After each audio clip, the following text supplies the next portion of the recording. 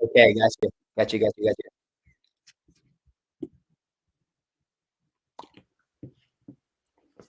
Yep. Are we still live? I have no idea. Okay, we're back. Okay, whoops.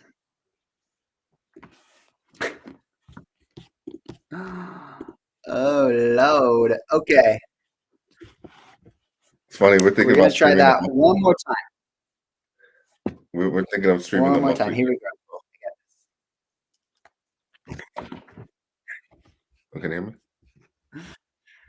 go. All right. Okay, this is a bit risky doing everything on the hotspot, but okay. You know what? I'm gonna give the grow host invite to Matt. Just one sec. Thank you for your patience, Afo. This is the world's worst timing ever. Mark is in full effect. We just got completely Wi-Fi route. Okay, did you get the coast invite, Matt? Okay, amazing. Okay, we are set. We are set and rolling. Okay, from the top, from the tippy top. Okay, all right. Hello and welcome, Apo, to Let's Grow Live. I appreciate you being here. Thank you for your patience with the challenges that we have endured today. So I want to start off by hearing a bit about your story. I know you're very much involved in the Dev Guild of Green Pill. So lay it on us. Share some more about your journey to getting involved in Green Pill, and then we can get into all the juicy stuff of what's cooking in the Green Pill Network. Yeah, we'd love to. Thanks for having me on. This is great. Love the Let's Grow DAO community. And yeah, so a little bit about my backstory. So I got into the space, regen space specifically around 2022. Before that, I was working in the Web2 space as a software engineer. Then I started doing some contracting gigs in the Web3 space. But they weren't really like regenerative. They're mostly like on the NFT, like token side of things. And then started getting more into this space. Just first from TrainLink, I was inspired by kind of that notion of bringing off-chain data on-chain. Like, from my perspective, I went to school as a civil engineer. So finding ways we could better manage resources like water, electricity, and use blockchains to be a part of that, to where it's more transparent in how we're using these resources and things of that nature was very attractive to me. And that's what brought me into the space. And then from there, just snowballed into like the Bankless podcast and the Green Pill Pod. And then I was working on my own personal project called WAFA, which stands for Water, Earth, Fire, Air, inspired by Pokemon Avatar Last Airbender. And basically, it's the application to create a symbiotic relationship between actual plants and creatures, digital creatures. So I was working on that and looking for a community where I could incubate it and kind of work with other people. So joined the Green Pill Discord, and then from there, just kind of slowly snowballed into getting more involved. First with the California chapter, used to be formerly Los Angeles chapter, then getting into the Dev Guild, and that's something like where I really put my roots in and just help started that up, like bootstrap the Dev Guild in late 2023, and then from there just got more involved in the network. And now also I'm a network steward, and then also involved in the region coordination, and it's kind of just snowballed from that time since late 2023. But yeah, that's how I kind of. Right on. I love the snowball effect. Okay, so for those who aren't super familiar with the Dev Guild, tell me the core premise of a Dev Guild and what you guys are up to amongst the guild. Yeah. So in the Dev Guild, I think the Dev Guild is a pillar for the network where it provides support on the technical tooling level. And what does that look like? That looks like, doing workshops, providing technical support for different region tools, creating our own tools that are specifically honed in for the Greenville community and the region community at large. So that's what the Dev Guild's focused on. Really, last year was really a community building effort, getting that core people that are involved consistently throughout. And then now our projects are starting to mature and we're starting to get them more into a production state. So we're now, I feel like this next iteration of the Dev Guild for this year is going to be very tooling based, to where we're going to be rolling out tools, helping people use these tools, doing partnerships with other tools, etc. So yeah, the Dev Guild's focused on supporting, the Green Pill chapters and the communities and the region space at large. And Hopefully, we're doing a decent job of that with this, providing different resources, whether that's like the YouTube workshops or yeah, different tooling. But yeah, that's the dev. Yeah, sweet. I'm sure this tooling is super useful for a lot of the different chapters and people in the regen space. So, can you shine a bit more Mhm. light on what the tooling looks like Yeah. currently, what you guys are working on in terms of tooling, and then where you hope the tooling is going to evolve into? hmm hmm So currently, we've had a couple projects we've done.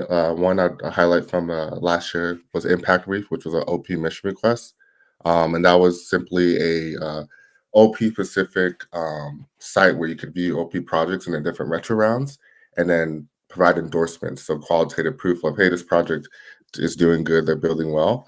Um, and then from that, we've also worked on Green Goods, which is a biodiversity project first funded by the Refine R grant last year.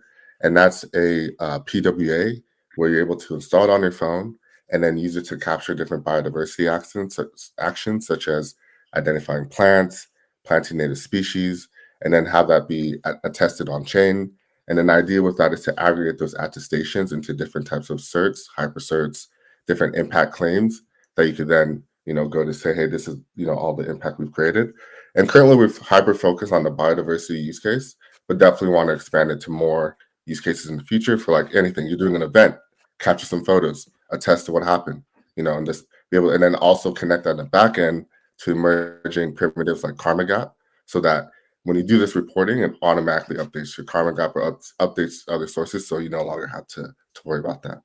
And then another project is Greenwell, which is more focused very on the green pill community and is focused on getting a strong, rich data set of activity and yeah, kind of the user base in, in green My pill. bad. Oh, you good, you good. Mhm. So basically, the idea there is to look at people's on-chain activity within Greenpill. What events have you attended? What rounds have you donated to? And use that to create a picture of like your green wheel, how involved you are in the community. And that's important so we could, at the network level, figure out more governance and kind of the weights for different, processes and different decision making. Um, yeah, things. So that's Greenville, and then trying to see there's a couple more. So, and I like to kind of center things in the sense that we have three pillars in the Dev Guild. We have impact tooling, so that's focused on tooling. That's focused on impact measurement and tracking and capture. We have capital allocation. So those tools, using like basically allo based where you can allocate capital better, and then community coordination. So that's tools that helps with communities better coordinate. So Greenville falls under that coordination bucket. Impact Reef under the impact one. So is Green Goods. And then another project that's under the capital allocation pillar would be Allo Eater, which was a Gitcoin RFP to build a simple distribution out where you could send multiple funds to multiple people, or you could send to multiple people funds in a single go.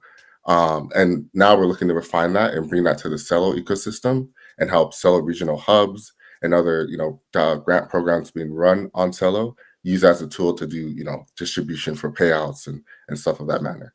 And then last project, I know it's a lot. Actually, I got two more things to mention, and then we get in. Yeah, we're doing a lot here. The last one of the last ones is community hosts. So that was an AI agent project that we did from the ETH Global Agentic Hackathon, and then from there we built an agent that's heavily focused on supporting onboarding. So right, somebody comes on your server. A lot of times, as being on the network side, we have to hold hand, hold their hand, walk them through the process, get them set up, ask what they know, what they don't know, and and it takes a lot of time. So having an agent that can support that, and then as well as do different on-chain features such as create a wallet, mint them unlock NFT membership, and then kind of get them already started to be able to participate in the community with minimal effort. So we're working on that within the Greenfield network, and then also to build it for Unlock Protocol. So we're currently working on a proposal there. And then the last project I want to mention is Obo Squad staking. So that's where you're able to have a set of different validators, not just one staker, and able to distribute the effort. So you have a squad staking 32 ETH. And the reason that's really interesting is because given that we're public good focus, Lido is willing to provide that 32 ETH so that you don't have to have that up front, making lower entry costs for people to get involved. And from my perspective, for the network and for the Dev Guild and at large, this is one of the more solid revenue streams, right? That you could kind of track, measure, and gauge in something that's not fluctuates, something that's not based on decision making as much, like grants and stuff like that nature. So, very bullish on growing, global spot staking. But hopefully, yeah, that's the core tooling we're working on. So, yeah. I love it, man. Yeah, yeah, finding sustainable revenue streams when you're really trying to regenerate the world has been a bit of a challenge for some people in the spaces, but it's cool to hear about all the innovation that's happening in the space, and then that sounds like a cool, interesting revenue stream. Maybe there is some other kind of revenue opportunities that you're seeing, with the finger on the pulse of everything that's happening in Mhm. the regen world. What do you see as some sustainable, revenue structures or streams for the regens who are really hoping to do the thing as much as possible? Yeah, I think it's a good question. I think it's tricky. I think if you're just looking within Insular, within our space, right now the market's not in the best position, and a lot of times that does dictate opportunity and the ways we could access, revenue and capital. Um, so I think for our space, like building in the region space, I think we need to more so look outwards and look at where there already exist funds, within the traditional space, and we need to create tools that just abstract away. Like I think we are now moving to a state of maturity to where before we're just building within our kind of ecosystem within tooling for that, but the tooling gets to a point where you could abstract it to where anybody could use it, outside of our space and not even need to know what's Web3. So I think we need to like kind of move more outside, and that's where the revenue's at. Uh, grant programs within the traditional space, government funding for different local projects and things of that nature. So given that regenerative is so human and community based, right? That, to my opinion, is to like start reaching out to these local governments and tapping into the funds that they have to build different tools to better manage X resource or different things within their community. So yeah, I think right now it's still the name of the game is grants for a lot of things, which is nice at times. Then there's some cool on chain things happening, but I don't think they have as big of revenue behind them yet, like streaming, things of that nature, where you're able to set up a stream, and if that could grow over time with different voting mechanisms. So I'm very optimistic about that, but I don't really want to mention that it's like right now, like oh, this is like because it's still something that's new, and most of the stream setup are still very minimal and not something that you could really sustain off of currently. So yeah, that would be my take currently when it comes to funding opportunities and where to find the money. Yeah, we got to bring the traditional on chain in a way where they don't even know that they're going Yeah. on chain. You want to abstract that away, make it as smooth as possible for them. So what does that look like? Is it like the Web3 mullet in a sense where it's in the back, or how do we bring more people on chain? How do we have them experience it in a really fluid and smooth way? In your Hmm. view, what does that look like tangibly? Yeah, what does that look like? That looks like, my mom, my dad, or my family being able to, and it's getting there because I already have a link now that I could share for them for this round to donate, right? And they're not going to have to Right, like worry about creating a wallet and all these things. And I think it's a very PayPal, gradual process, right? I say again? like PayPal, for example. Is that what you mean? Yeah, the PayPal integration, yeah, things like that, right? So, yeah, some of it's tapping into already existing tools, and then the thing is that because I look at blockchains, because then there's crypto, and that's more of the user facing. That's what people see, the mainstream. But the tech is blockchains. Everything's powered by blockchain. So just same as the internet, like you're aware of it, like even when you're young, you kind of get onto it, like you're aware of it, but you're not really aware of what's going on fully. You just know, like, it connects me to people, connects me to things I care about. It connects me to knowledge and these things I want to, learn and communities I want to be a part of, right?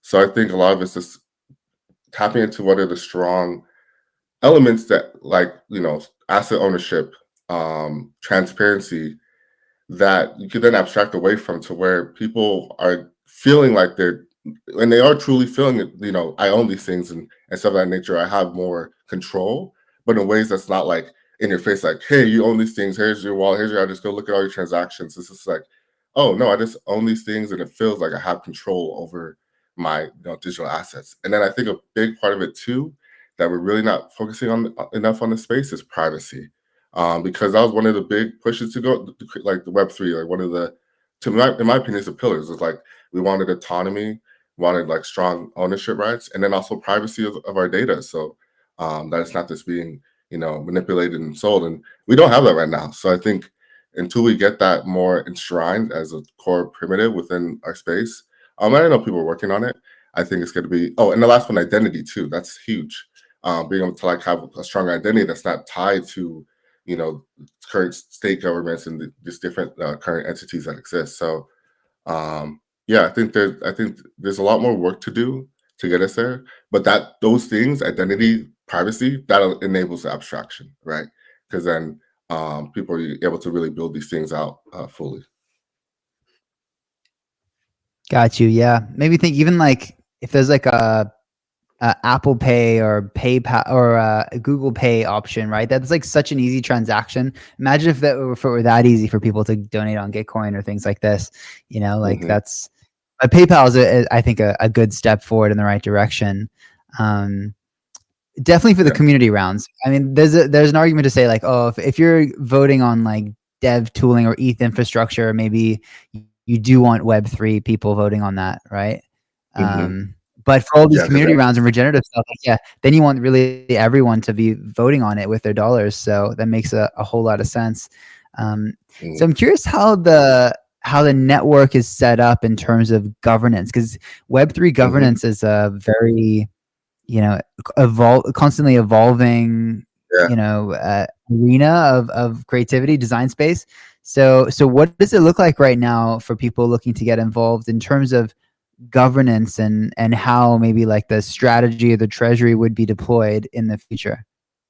Yeah, it's all good questions and all things we're figuring out in real time. And, I like actively figuring out, like, probably going to discuss some of that on this call today, our network steward call. So, kind of give you a little breakdown of the structure right now is we have network stewards who are, people with high context on the network, actively involved in like helping it grow and stewarding it, doing different operations and core processes, posting Twitter updates, getting in grant applications, things of that nature. And then also on the flip side, reviewing grant applications from the chapters and helping with the region coordination round. So it's kind of, trying to get the network to grow while also supporting chapters and the guilds. And then of course we have stewards, which are, kind of the first core role enshrined within Greenpill, which is you could be a chapter steward, you could be you could be a guild steward. And to be a steward is to lead, if it's a chapter, a local community of people where you come together to work on different things. And then you have the guilds where it's, more skill based writers, gov guild, dev guild, and you come together to work on skill based activities. Um, and Currently, the governance is pretty minimal. We don't have, there's no token. We don't have anything like on chain that's like a governance contract. What we do have are like multi-sigs, and from my opinion, like that's one of the first levels of governance, right? It's just having a multi-sig and having a decided threshold.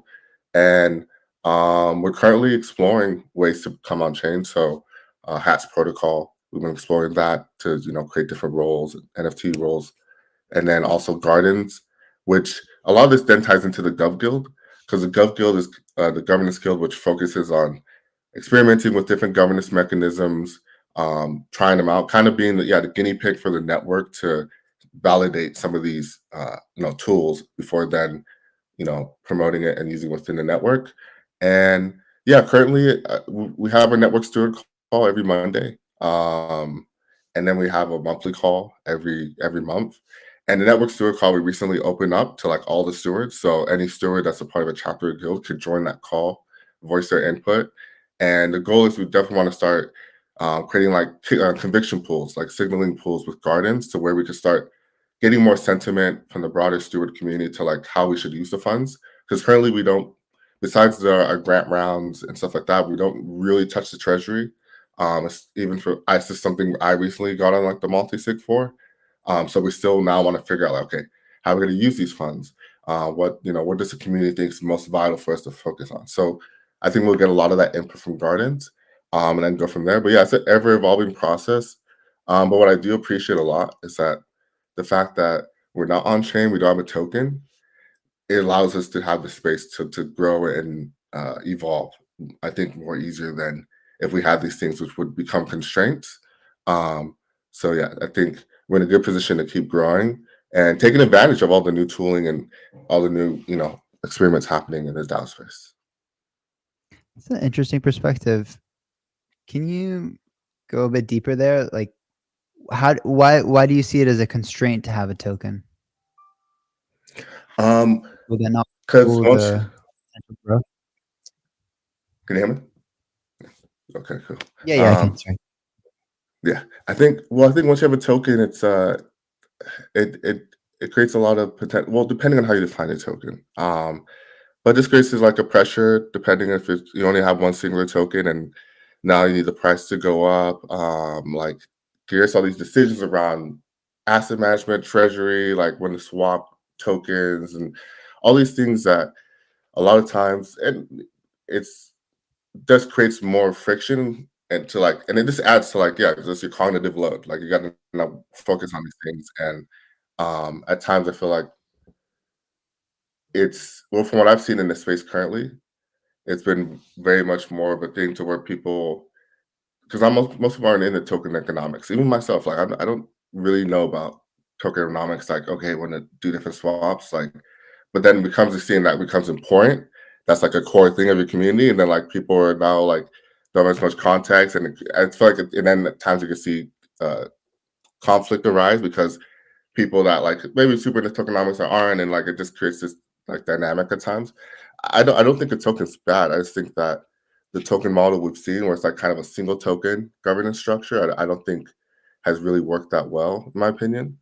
I think exploring more NFT based soul-bound tokens for then control, and this having those be role based and permission based for different resources, capital included, I think is more powerful than going to a token. But I still think tokens could be very useful in certain use cases for certain communities. And I do see us having a token at some point.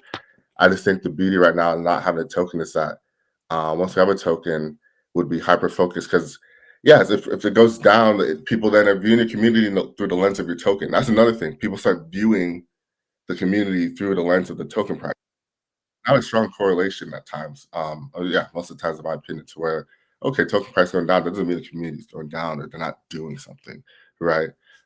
So I just think the True. volatility in this larger Web3 space and in the markets doesn't creates like I don't. Yeah, I just don't even think it's a good time for DAOs to be super token focused right now. I'd be focused on NFTs, finding ways to scope permissions and create, bodies that could efficiently work and progress things, um, and then could create a structure that could then be able to create a token within its own structure. So it's like you don't need the token to have the structure. You can create the structure, and then that structure could then create the parameters for a token, maybe multiple tokens over time, rather than it having to come first. Interesting. You're saying NFT governance first, like Nouns DAO, for example, and then the token comes later through the structure of the governance, which is NFT. But you're saying the token would be non-government governance, or do you think some Oh, yeah. decisions should be like one person, one vote, or one NFT, one vote, and some decisions should be one token, one vote, and you should start with the one person, one vote, or one NFT, one vote? It depends. I think there's no one shoe fits all. Depends on your community, what your type of tooling you're building, what you're trying to do.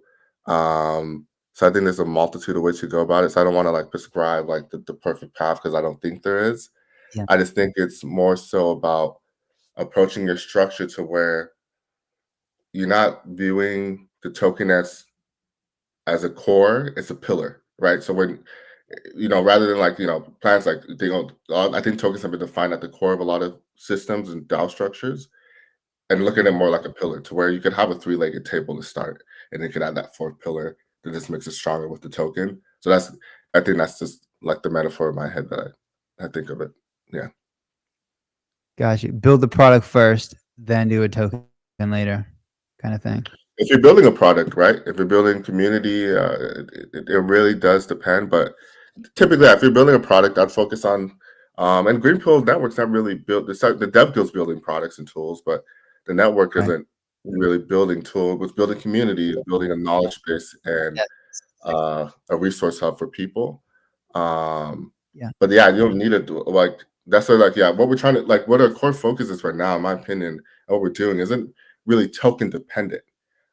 Besides the fact that that could like maybe potentially provide some capital to like compensate more, but compensation shouldn't be tied to a token. Like there's a lot of ways to get compensated, and we were talking about other revenue sources earlier. So um, yeah, this thing is like, what's your community focused on, right? Certain DeFi projects or communities, they're going to need a token at the beginning. It's going to be because it's a core pillar. Like you're trying to build something that has liquidity. Like so, it just depends on what you're building, really. Because some things need tokens right at the beginning. Other things, in my opinion, do not. True. Really good perspectives, man. Thank you so much for coming through. Always a pleasure speaking with you. And is there anything that I didn't ask you about that you'd love to share with the people before we conclude this interview? Trying to think. Just give me a couple seconds. I got some notes that I saved. Okay, here it is. What was missing? All right. We talked about the governance. I think this I'll just do a shameless shill of to support Yeah, please. Greenfield Network as much as you can in these rounds. We're still a young community. We're growing. We need all the support we could get. Also want to shout out to Dev Guild, which is in the region coordination and the apps and dApps round. Would love any support from the community. And also, if you need support for your project, reach out to me. I'll look to support. And I just want to keep growing the space. Thanks, Jimmy, for having us on. This has been a great convo and nice to just chat and this, kind of always typically head downs in the work. It's nice to like head up and kind of just have a conversation and discuss where the space at, where my mind's at. So appreciate you taking this time. Let's grow, Afo. Thank you for coming through. I'll see you on Let's Grow Live. See ya. For now. Let's grow.